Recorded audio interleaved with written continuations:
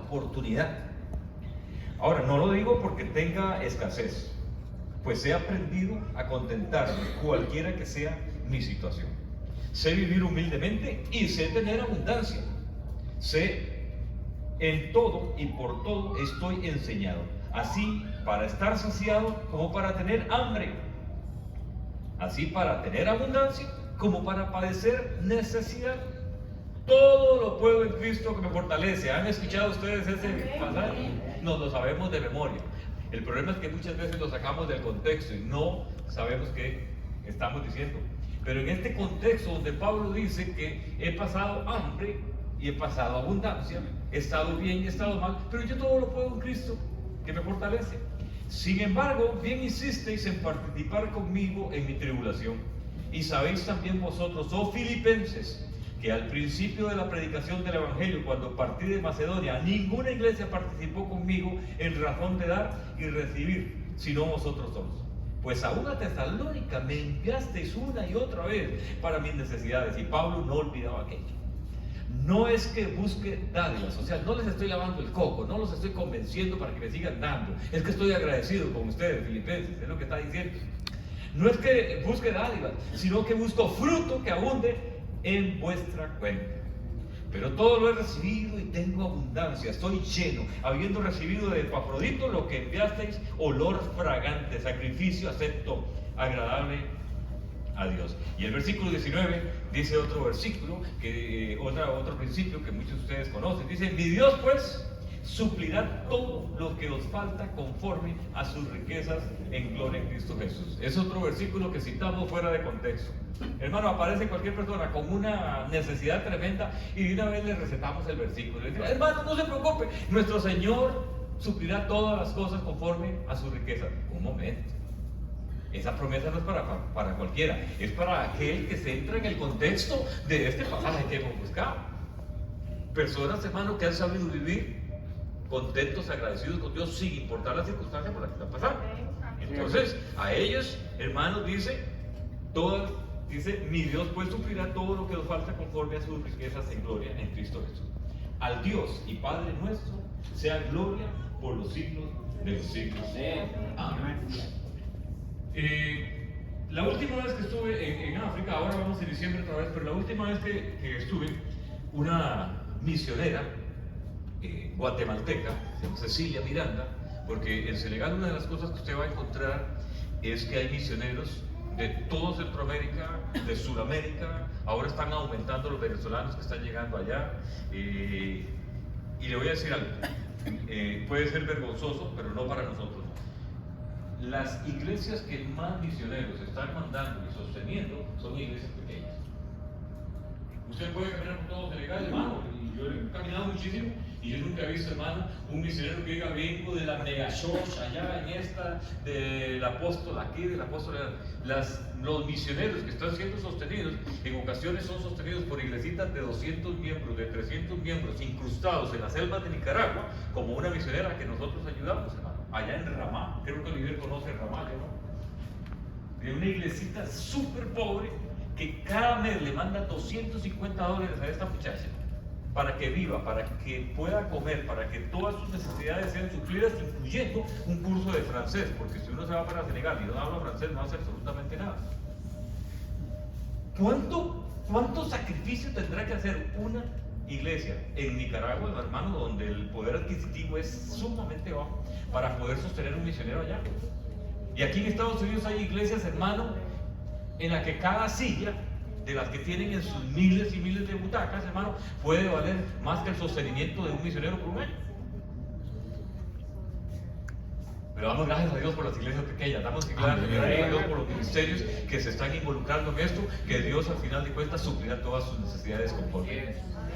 Y pues me encontré, ella era amiga mía, yo ya la había conocido en otras ocasiones, allá en Senegal, y me contó una historia que yo quiero contarle a ustedes, la cual me enseñó un montón, pero un montón, y me hizo ver, hermano, el principio que hemos leído acá. Me dice: Pastor Fernando, cuando estábamos en pandemia, los niños que nosotros atendemos, porque ellos atienden 140 muchachos de diferentes edades, que les dan comida, que les dan alojamiento que los llevan a las escuelas para que puedan aprender francés, porque ellos vienen de diferentes tribus que hablan Sererer, Wolof y algunos otros lenguajes. Y entonces es un compromiso enorme, es un gasto gigantesco. 140 muchachos dándoles desayuno, almuerzo, comida, vestido y viendo por ellos. Entran musulmanes y la mayoría de ellos salen cristianos, porque es un proceso de aproximadamente de 8 a 12 años. Muchos niños entran ahí, hermano, con 5 años y salen ya teniendo 20, 21, pero salen cristianos, hablando francés, el idioma que traían, más hablan español, porque la misión es español. Y en medio de la pandemia, los niños fueron enviados a las aldeas de donde venían, porque ya no se permitió congregarse. Y me decía esta misionera, Cecilia, me dice: pastor, en esos días teníamos mucho tiempo, porque no estábamos dando clases, porque no los estábamos atendiendo, esto estaba solo, había temor, había incertidumbre, y entonces lo que hacía yo era que me iba a caminar. Senegal es pura arena, hay mucha vegetación, pero el suelo es arena. Entonces, dice, yo me quitaba las sandalias, me quitaba los zapatos para sentir el contacto con la arena, y empecé a caminar y caminar, iba orando, glorificando a Dios, pidiéndole a Dios que nos ayudara en esta incertidumbre, que no sabíamos para dónde iba la pandemia, y muchos días pasaban eso. Un día empecé a sentir una picazón en un dedo, y me picaba, y yo me rascaba, y me picaba, y yo me rascaba, pero la picazón no se quitaba. La comezón, dicen en algunos otros países. Y dice, en la noche más me picaba, y yo me rascaba, pero no le hice mucho caso, hasta que en eso ya se abrieron otra vez las escuelas y todo, y los niños regresaron. Y yo estaba dándoles clases a los niños, y me picaba y me rascaba, y estaba una niñita como de 7 años y me quedaba viendo, y me dijo, Cecilia, ¿qué es lo que le pasa? ¿Por qué está rascándose? Y yo le dije, es que tengo una picazón desde hace varios días y no se me quita. Dice, y en el momento que dije eso, la niña abrió unos ojones grandísimos. Ellos son negritos, pero negritos, hermano, con todas las letras de mayúsculas. Y los amo con todo mi corazón, hermano. Oliver, ¿no trajimos el video? ¿Para qué? Hemos estado hablando tanto Olivier y yo, hermano, que no sabemos cómo las esposas nos soportan. Bueno, y claro, cuando esa niña pues abre los ojos, que son blancos, en una carita tan negrita, pues una cosa linda. Y donde abrió los ojos, Cecilia se fió, ¿por qué estás tan asustada? Y la niña le dijo, no quiero decirle. Entonces Cecilia se asustó. ¿Cómo que no me quiere decir? ¿Qué pasa? ¿Por qué se asustó? Ay, no, dice Cecilia, yo no quiero decirle, porque usted se va a asustar más. Y claro, Cecilia se asustó más. No, me dice, venga y me dice qué es lo que pasa. Y ya pasó la niñita. Le dice, mire, es que aquí en África hay un gusanito que se mete en la piel a veces y el gusanito empieza a desarrollarse. Se llama el gusano de Guinea. Este insecto no sé en qué taxonomía clasificarlo, pero es un gusano que empieza a crecer en una forma tan extraña que va creciendo en el tejido muscular, en el tejido de la carne, y va desarrollándose hacia adentro a tal extremo que puede llegar a medir 2 pies.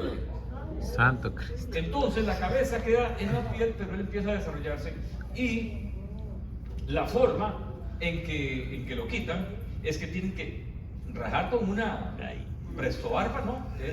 Allá pues tienen que agarrar lo que haya, rajar, buscar la cabeza, ponerle un hilo, agarrar la cabeza y guindarle una piedrecita y tener por horas o por días la piedrecita para que el peso sea constante, no reviente aquella lombriz o gusano, porque si se revienta la infección es fatal. Entonces el gusano tiene que ir cayendo muy lentamente. Usted puede ver videos, hermano, donde hay una persona con una silla, ya lo lleva de pie. Cuando Cecilia le dijeron eso, hermano, Cecilia colapsó y no sabía qué hacer. Los hombres somos un poquito quisquillosos para los gusanillos o cualquier cosa, pero las mujeres son y definitivamente no quieren nada con el gusano. Ahora en medio de la noche me dice, pastor, en medio de la noche yo estaba colapsada. Cada vez que me picaba, ahora yo me imaginaba el gusano, hermano. Y en la noche yo ya no aguanté más y le lancé una pregunta a Dios en medio de mi desesperación. Le dije, Señor, ¿por qué a mí? ¿Por qué a mí? Y así se llama la predicación, ¿por qué a mí?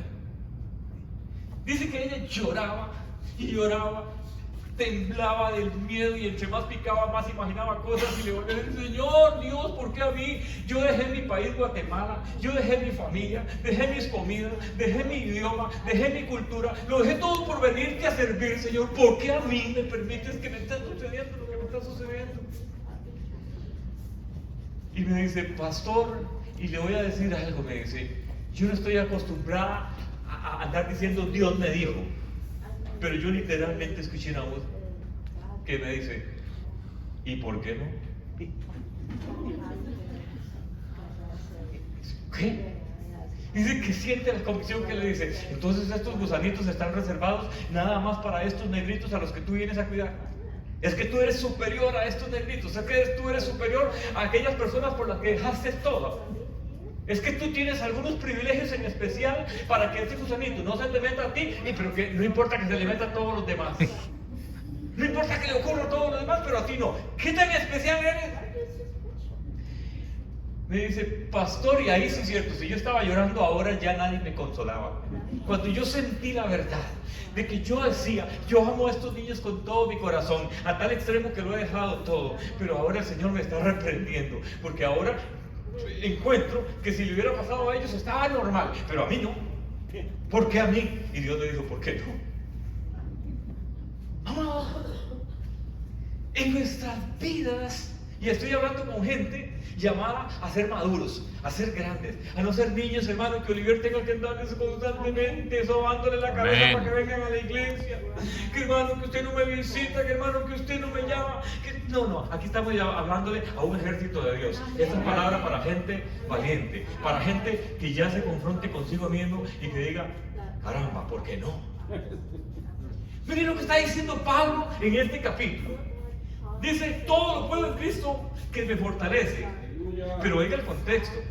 Pablo había ocasiones en que llegaba a un pueblo a predicar el evangelio, hermano, y los recibían con un banquete. Los hermanos estaban orando, intercediendo. Le decían, Pablo, venga, pase por acá. Lo ponían en la casa mejor habilitada. Y Pablo pasaba en aquel pueblo lindísimo. 3 semanas después se iba para otro pueblo y en el otro pueblo lo estaban esperando con garrote y con piedras. Dice la palabra de Dios que en ocasiones le volaron de pedradas tanto que ¿sabe por qué lo dejaron? No crea que lo dejaron porque pobrecito ya no le tiren más piedras. No, porque creyeron que ya estaba muerto y por eso lo dejaron. En ocasiones les volaron 39 varillazos. Y de repente Pablo salía medio quebrado, hermano, y lo llevaban por allá. Y otro pueblo lo recibía lo más bien y lo curaba y le daba. A veces, hermano, habían banquetes esperándolos en un lugar y a veces, hermano, pasaba días sin comer. A veces, hermano, aparecían algunos hermanos, decía Pablo, aquí hay un abrigo riquísimo de ovejas negras, de esas de la iglesia de la Odisea y de todo lado. Y Pablo pasaba riquísimo. Y un día de todos, hermano, le robaban el abrigo y le robaban todo y tenía que pasar una noche con frío. A veces Pablo se iba en un barco, hermano, para poder ir a otros lugares y aquello fue un viaje que, bueno, un crucero es cualquier cosa. Pero a veces naufragaba y pasaba días, hermano, ahí agarrado en una tabla.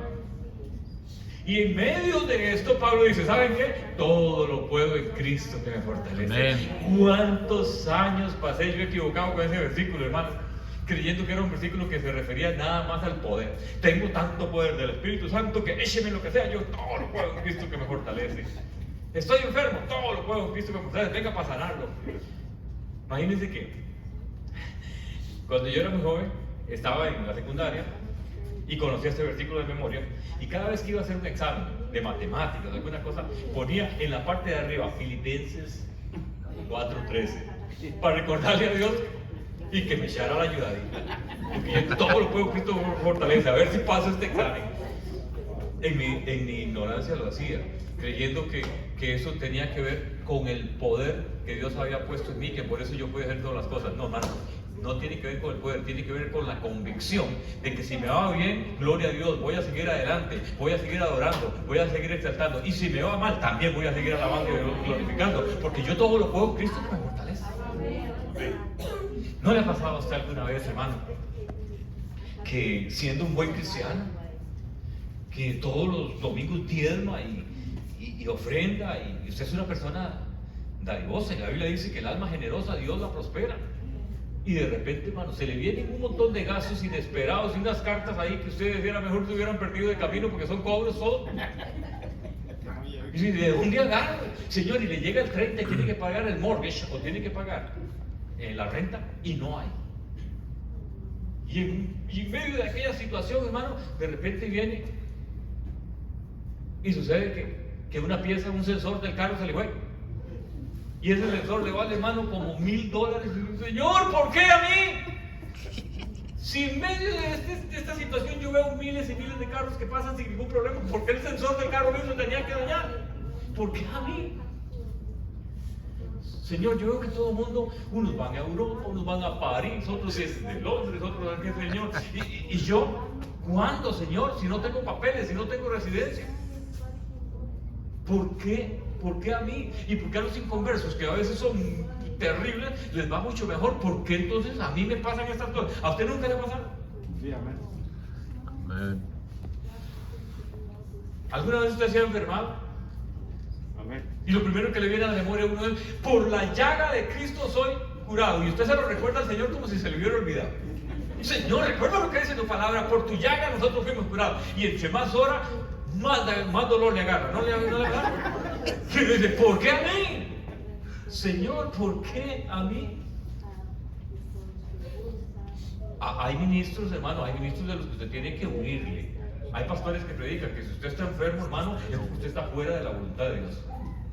Eso es una cosa terrible. Entonces pregúntenle a Pablo que por qué tenía un aguijón de la carne en 2 Corintios capítulo 12. ¿Por qué Pablo le escribe a Timoteo, hermano, y le dice que a causa de la enfermedad que tiene ya no tome aquellas aguas infectadas de aquel tiempo, sino que más bien tome vino? ¿Por qué no le había puesto Pablo las manos a Timoteo encima desde acá? Si Pablo había sanado un montón de enfermos, si Pablo había resucitado muertos. Y hay un momento, hermano, en que en nuestras vidas van a ocurrir cosas que no tienen explicación y que usted le puede decir al Señor, Señor, tu palabra dice que lo que el hombre siembra, eso cosecha, pero tú sabes que lo que me está pasando yo no lo he sembrado. Pero solo los maduros, solo los que han alcanzado sabiduría pueden decir, aunque yo no lo entienda, Señor, te alabo porque yo todo lo puedo en Cristo que me fortalece. Sí, amén. ¿Cuántas personas han tenido que pasar por un divorcio en esta vida? Dicen que no hay cosa más difícil. Escuché una estadística en una ocasión que es tan difícil un divorcio que el 85% de las personas que se divorcian, una vez que ya están divorciadas, se arrepienten de haberlo hecho. Hubieran preferido seguir con algunos problemas o intentar arreglar los problemas que estar divorciados. Porque alguna gente se divorcia considerando que es la única opción a sus problemas. Y alguna persona dice, Dios mío, pero yo fui fiel a la iglesia, yo fui fiel a tu palabra, porque le tengo una noticia. En la iglesia cristiana hoy en día están sucediendo divorcios. Y muchas personas, hermanos, les hacen las cruces de no, está divorciado. Usted en esta iglesia ya no tiene entrada, le quitan el servicio y un montón de cosas. Y tal vez las personas, hermanos, no tienen la culpa de aquella situación. Y puede decir, Señor, ¿por qué a mí? Porque yo veo inconversos y gente que nunca viene a la iglesia y viven como palomitos de la manita y todas las cosas lindísimas, se dicen cosas bellísimas. Y a mí, Señor, me dices este viejo panzón que ni me quiere.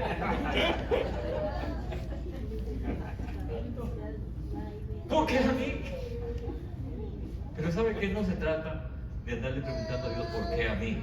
Se trata de ser tan maduros que aunque yo no entienda por qué me están pasando y el gusanito se me metió en el dedo, pueda decir, Señor, todo lo puedo en Cristo que me fortalece. Amén. Tú sabrás, Señor, cómo yo salgo. Pero si tú lo permitiste, es porque me quieres llevar a un nivel diferente. Ahora ayúdame, dame fuerza para salir de eso.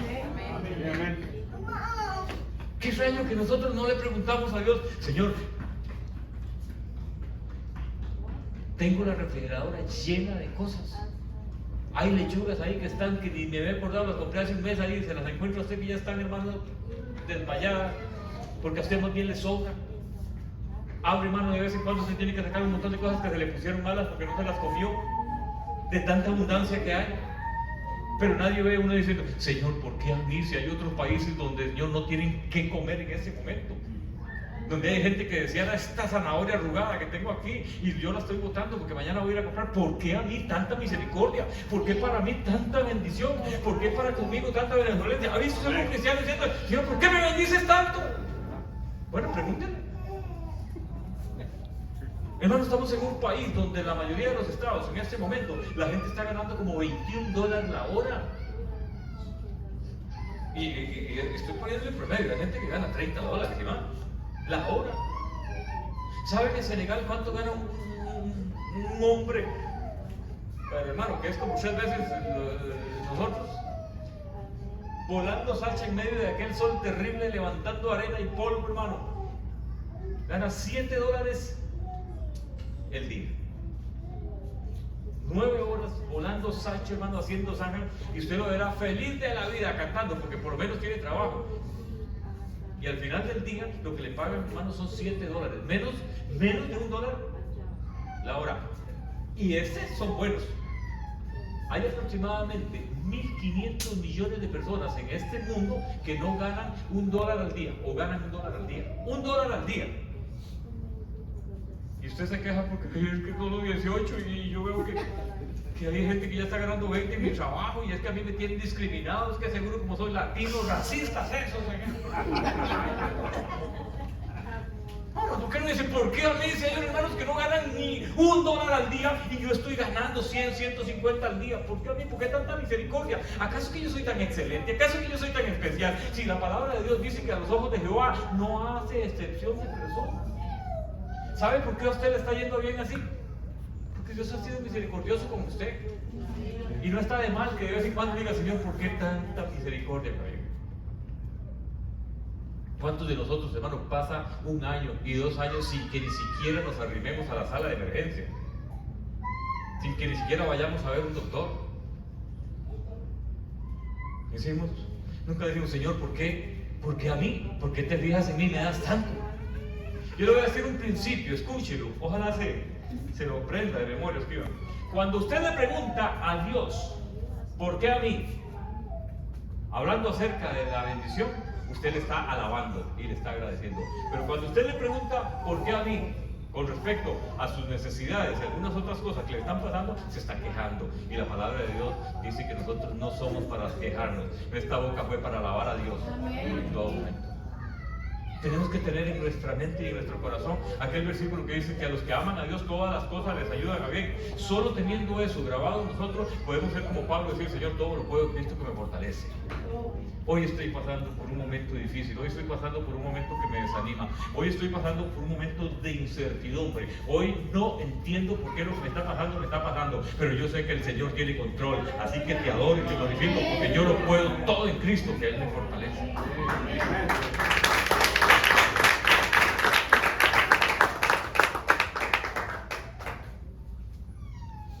En alguna ocasión, 2 de los apóstoles fueron tomados y les pegaron 39 garrotazos, les reventaron la espalda. No les pegaban 40 porque eran tan religiosos y tan buenos, y la ley decía que solo 40 garrotazos le podían pegar a alguien que había sido sentenciado. Entonces ellos decían, ¿y si se nos enreda la cuenta y le pegamos 41, caemos bajo la maldición de Dios? Oiga, qué santos que eran. Entonces se la jugaban dando 39 por aquello. Es como cuando usted va para el aeropuerto y usted sabe que son los 50 libras, pero usted mete solo 48 por aquello que la scale, ¿verdad? Por la romana esté diferente. Pues les habían pegado a estos 2 hermanos 39 garrotazos. Los habían metido en el calabozo más profundo, donde estaba la humedad, donde había ratas, donde estaba oscuro. Y tras de que llega ahí con la espalda reventada, los meten en una cosa que se llama el cepo. Es una tabla donde le meten la cabeza a uno, las manos y tras de eso, hermano, le tiran los pies para adelante. Imagínense cómo puede ser aquel dolor. Y usted no ve a estos dos apóstoles diciendo: Señor, ¿por qué a mí? Soy hijo tuyo, llamados a predicar el evangelio, ¿por qué a nosotros? Hermano, dice que ahí, en medio de aquella circunstancia, empiezan a cantar cánticos, pero no crea usted que empiezan no, dice que era tan fuerte que todos los reos y los prisioneros que estaban en otros lados los escucharon. Hermano, cuando hay alguien así, con esa actitud, no hay cadena que se sostenga. Dice la palabra de Dios que cayó la presencia de Dios y se reventó el cepo y las cadenas que lo sostenían, pero no solo los de ellos, sino la de los demás prisioneros, hermano. Gente que adoraba a otros dioses, gente que no creía en Jesús, gente que eran blasfemos, pero no hubo cadena que se sostuviera. ¿Sabe por qué? Porque el poder de Dios tiene poder para liberarte, hermano, de tus problemas y los problemas de tus hijos, de tu esposa, de tu esposo y de la gente que está alrededor tuyo. Amén.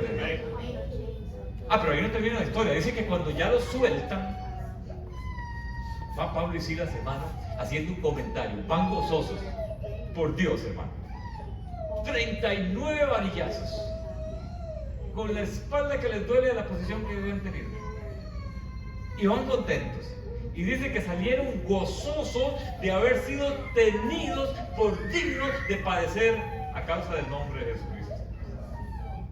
¿Saben qué significa eso? Juan Pablo se la consciente: oiga, qué bendición, que nos garrotearon, que nos pudieron por amor a Cristo. Sí, qué lindo que nos garrotearon, bendito sea Dios, qué lindo es padecer por Cristo. Así va. Ay, hermano, cómo nos falta para llegar a ser como aquellos primeros cristianos. Ahora nos quejamos por cualquier cosa. Se nos estalla una llanta en el carro, hermano, y Señor, pero Dios mío, ¿qué me está sucediendo? Y empieza uno a maldecir. Dios guarde y le peguen a uno un garrotazo en el nombre de Jesús, hermano. Amado, cuando nosotros lleguemos a un nivel donde, sin importar lo que me pase, si hay frío o calor, si hay abundancia o hay necesidad, si tengo lo que quiero o no lo tengo, y yo pueda decir: todo lo puedo en Cristo que me fortalece, entonces cuando alcancemos eso, sí podemos decir: Señor, tú eres quien suple todas mis necesidades conforme a tus riquezas en Cristo Jesús. Cuando yo pueda caminar en el versículo 13, entonces estoy listo para recibir las promesas del versículo 19. Hoy no voy a predicar mucho, porque dice que hay muchísima comida para comer, hermano, y entonces hay que aprovechar hoy, porque después usted no sabe después. Dios a nosotros nos está llamando para que maduremos, para que ya no seamos, hermano, gente que ande fluctuando de un lugar a otro. Una de las crisis más terribles que tiene la iglesia de Jesucristo en este momento es el reciclaje de cristianos. ¿Sí? No es que estamos ganando el mundo, hermano, es que le estamos ganando las almas al vecino, al pastor del vecino, y nos las traemos para acá. Y unos meses después, el orfeo de allá nos la roba a nosotros, y estamos en eso, reciclando cristianos. Los que desechó uno, los hacemos nosotros nuevos. ¿Y saben por qué sucede eso? Los pastores tienen culpa, pero no tanta. La culpa está en la gente. Porque, hermano, hoy en día, si las bancas están muy duras, entonces ya me voy para otra que tiene bancas más suaves. Si el pastor, hermano, que me invitaron para allá, simplemente de visita, porque había una actividad linda, y oí que el pastor tenía una elocuencia y un dominio homilético y de oratoria, y bueno, esto es lindísimo, yo me vengo para esta iglesia porque qué lindo predica ese pastor. No son niños fluctuantes, hoy están aquí y mañana están allá. Hay gente que se está yendo de las iglesias, hermano, simple y sencillamente porque me queda más cerca. Y el pastor todo contento porque tiene una nueva familia, hermano, porque a 100 metros estaba donde vivía. El día que le pongan unas 50 se les va también para Nosotros tenemos que aprender, hermano, a ser fieles con Dios, fieles con la iglesia, fieles con el pastor que nos ha pastoreado durante tanto tiempo. Y decir: Señor, yo todo lo puedo en Cristo que me fortalece. Si el pastor antes era un hombre que tiraba fuego por la boca, hermano, y sanaba a los enfermos, y después, hermano, se nos volvió viejito y ya no hizo eso. Bendito sea Dios.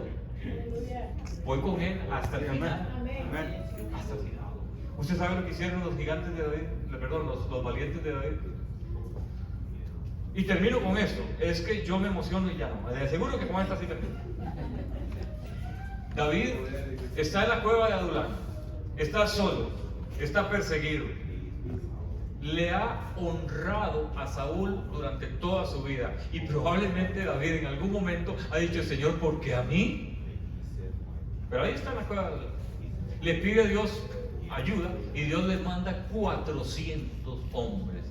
Cualquiera diría: qué bendición, qué alegría la David. Así, hermano, pero los 400 eran gente quejumbrosa, estaban endeudados, o sea, les había amarrado el perro a todo el mundo y ahora venían huyendo de sus acreedores. A eso se metieron a la cueva. Dice: y afligidos de espíritu. Usted sabe una noche en la cueva de Adulán. Oiga, ¿usted cuánto debe? Amigo, ya estoy con $500. $500, yo estaría afuera, yo debo $2,000. ¿Y usted por qué está aquí? Es una depresión rarísima, he tomado todas las pastillas que hay en el reino y nada, qué depresión. Y el otro, la depresión no es nada, es la ansiedad, mira usted qué cosa más terrible. Y el otro, no tengo un complejo de infertilidad terrible. Todos los que se quejaban y todos los que estaban, esos fueron los 400 hombres que Dios le llevó. La historia es muy linda. Algún día el Señor me permitirá contarla. Pero usted los ve unos años después, cuando el Espíritu de Dios ha operado sobre sus vidas y sobre sus mentes, y esos mismos 400 se han convertido ahora ya no en los afligidos de corazón, sino que le llama los valientes de David. ¿Saben que eran expertos en matar gigantes? Por alguna razón, hermano, algunos pueblos se habían desarrollado genéticamente, muchos no era que eran gigantes enormes, pero eran gente tan grande, soldados tan impresionantemente corpulentos, que la Biblia les llama que eran gigantes. Hermano, y cuando había que pelear con ellos, a David le encantaba, era un hombre muy valiente. Era tan valiente que dice que la palabra de Dios, que su rostro se transfiguraba cuando peleaba. Y había derramado tanta sangre que después el Señor no lo dejó hacer el templo, ¿se acuerdan? El hombre le entraba, pero un día se hizo viejo. Un día le faltaron las fuerzas. Y hermano, probablemente entró en una batalla y casi lo matan. Y entonces se levantaron los valientes de David y le dijeron algo lindísimo, que a mí hasta que me agarran ganas de llorar cuando digo. Lo habían honrado de todas las formas. En una ocasión estaba David ahí melancólico, pensando en Belén, su ciudad. No había podido volver porque estaba bajo el dominio de los filisteos. Y dijo: ¿quién me podría dar a mí a tomar un vasito de agua del pozo de Belén? Nada más lo dijo, como cuando nosotros decimos chechera, nada más porque la nostalgia se nos sale. Y hubo 3 hombres que lo oyeron. Belén estaba capturada por los filisteos, hombres armadísimos, toda la vida fueron aguerridos. Hermano, y aquellos hombres dijeron: ¿sabe qué? Nuestro líder quiere beber agua. Había agua por todo lado, pero es que él quiere un gustico. Decía, probablemente David no lo dijo en serio, nada más lo dijo con una melancolía que se le salió. Hermano, y aquellos hombres desenvainaron la espada, y mientras 2 iban volando espada como quien corta zacate, otro venía, hermano, defendiéndole la espalda a los otros, y a puro espadazo se metieron en Belén. Mientras aquellos defendían el pozo, uno sacó agua, hermano, y ahí venía con la cantimplora o lo que fuera, y ahora sí, hermano, les tocaba volver a pasar por la ciudad a espadas para no dejarse matar y salir corriendo. Cuando esa gente llegó, hermano, delante de David, la sangre les chorreaba, el sudor brotaba, el cansancio se les veía. Pues decían: David, aquí está el agua que tú deseaste. Y David, hermano, se consterna y dice: ¿cómo? ¿Qué fue lo que hicieron? Así era como lo amaban, hermano. Así era como estaban dispuestos. Pero un día David se volvió viejo, se volvió débil. Y probablemente en una batalla sus hombres vieron que el hombre casi se les va, que seguro casi le cortan la cabeza, y lo llamaron a una reunión y le dicen: David, tú eres la luz de Israel. Si te matan a ti, este ejército se desvanece. De hoy en adelante queremos ponerle el pecho a las balas. De hoy en adelante las batallas que eran tuyas nos las vamos a llevar. Solamente quédate atrás, quédate contemplando lo que nosotros vamos a hacer. Y David se sentó. Ay, hermano, cómo necesitamos ovejas en el día de hoy así.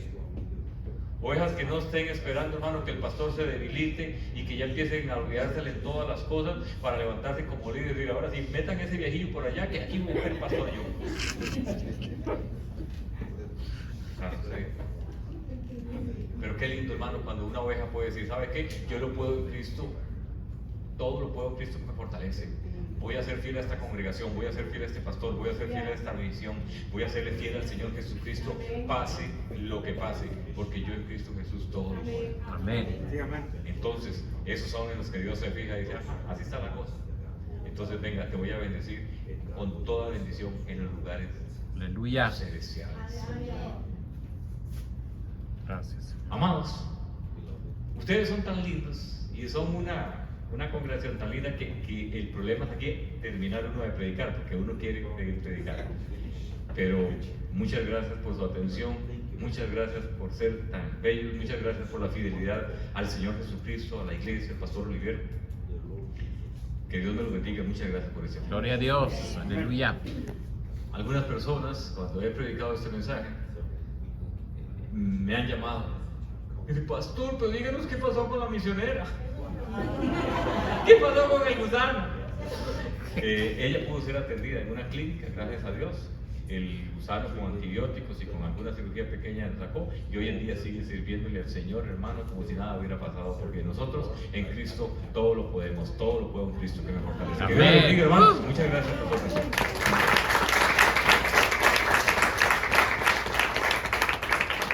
Gloria a Dios. Estaba recordando el gusano de la calabacera de Jonás, ¿verdad?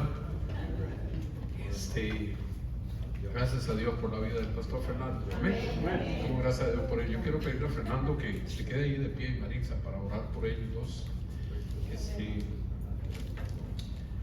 Él recién va para África y esos viajes, cuando he hablado con él, hay momentos donde se pierde la señal telefónica, donde se pierde todo contacto, toda comunicación y entran al desierto prácticamente a atender a las personas en situaciones difíciles de salud y ahí no hay un aposento como nosotros podemos disfrutar cuando vamos a un aposento de un médico, sino que el árbol número 1 es para anotarse y para registrarlo, el árbol número 2 ahí están los hermanos que llevan medicamentos y atender la situación, y el árbol número 3 es para orar y la gente va, hermano, por cientos, cantidades grandes a buscar ayuda, pero lo importante es que de esa manera se puede lograr llegar al corazón de ellos con la palabra de Dios.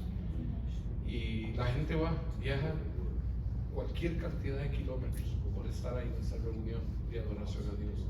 Nosotros tenemos buenos vehículos, buenas casas, buenos trabajos, abundante comida en nuestras refrigeradoras y todo lo demás. Y a veces como que, no sé, pareciera como que empujarnos y decirnos y yo creo que es determinante lo que hoy estamos haciendo aquí en la noche de misiones. Tenemos mucho tiempo de no hacerlo.